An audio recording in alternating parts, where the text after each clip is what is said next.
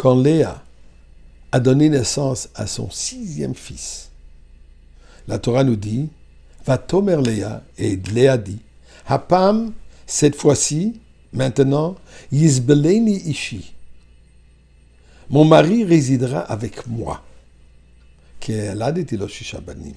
puisque je lui ai donné 6 fils. Et pour cela, Vatikra et Shemo Zvulun. Pour ça, elle appelait Zvulun. Qu'est-ce que la Torah nous dit ici? Étant donné que la résidence principale de Yaakov était avec Rachel, qui malheureusement était stérile, Léa s'est dit, maintenant que je lui ai amené la moitié de sa famille, puisqu'elle savait que Yaakov aura 12 fils, elle a donné naissance à 6, donc elle mérite qu'elle devienne la résidence, la demeure principale de Yaakov. Et c'est à ça ce qu'elle aspirait. Ce ne fut pas le cas. Yaakov est resté avec Rachel. Mais ça, c'était l'espoir de Léa. Et pour cela, elle l'appelle Zevul. Zevul qui veut dire lieu de résidence.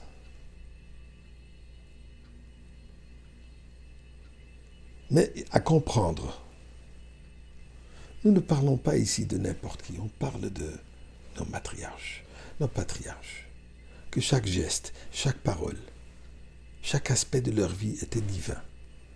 Donc, nommer Zvulun, disant une résidence chez elle, doit avoir un sens bien plus profond.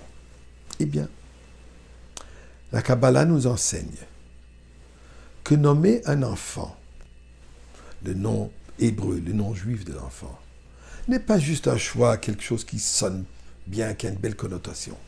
Mais dans la Kabbalah, on nous enseigne que c'est un don prophétique qui est donné particulièrement aux parents.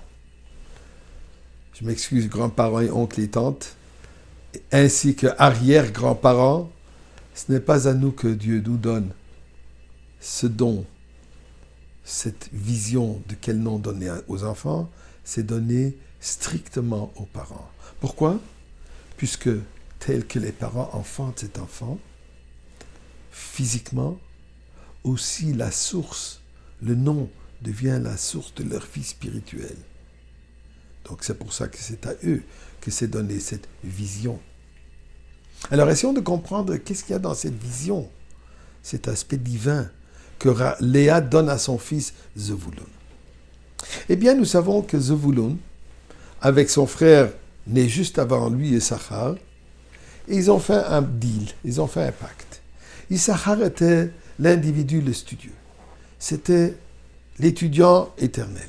C'était l'étudiant, c'était la personne qui étudiait jour et nuit la Torah et qui enseignait la Torah. Il s'est consacré complètement aux études. Zvulun était plutôt un commerçant. Yaakov lui bénit avec Zvulun, Chof Yamim Yishkon. Zvulun est celui qui voyage au bord de la mer. Il voyage pour affaires. Alors, Zvulun et Issachar, ils ont fait une affaire. Zvulun vient voir son frère et dit, écoute, moi je voyage, je ne suis pas à la maison, et j'ai besoin qu'il y ait quelqu'un qui s'occupe de mes enfants, quelqu'un qui va éduquer ma famille, qui va s'occuper et s'intéresser aux biens spirituels et à tous les biens de mes enfants. Alors je conseille, je t'offre la chose suivante. Moi, je vais advenir à tous tes besoins matériels, financiers, et toi, tu t'occuperas de mes enfants. Donc, la fameuse relation Issachar-Zvulun. Ce qu'on utilise aujourd'hui ici, quand on va ramasser de l'argent pour des œuvres religieuses, Zvulun qui supporte Issachar, et Issachar qui supporte, qui enseigne Zvulun. Donc, Zvulun est celui qui a cette opportunité, par le fait de son commerce, de voyager, de se rendre dans différents endroits du monde.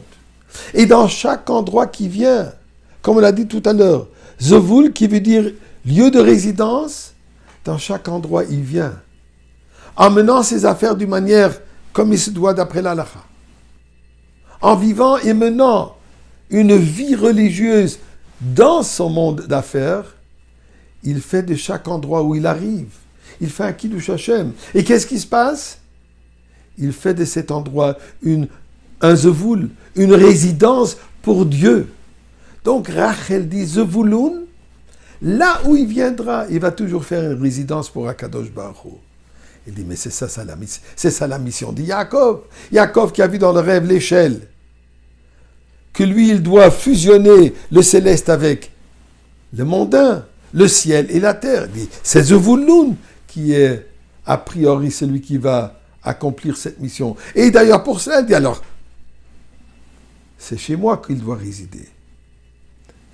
Donc la Torah nous dit ici, Yissachar et Zevulun, Yissachar enseigne, Yissachar étudie, et Zevulun transforme ce monde par son implication dans le monde, que ça devienne la résidence divine. À Kadosh Baruch Hu, nous avons beaucoup de Yissachar, nous avons beaucoup de Zevulun. Ensemble, nous méritons d'avoir la Goula, cette résidence ici-bas.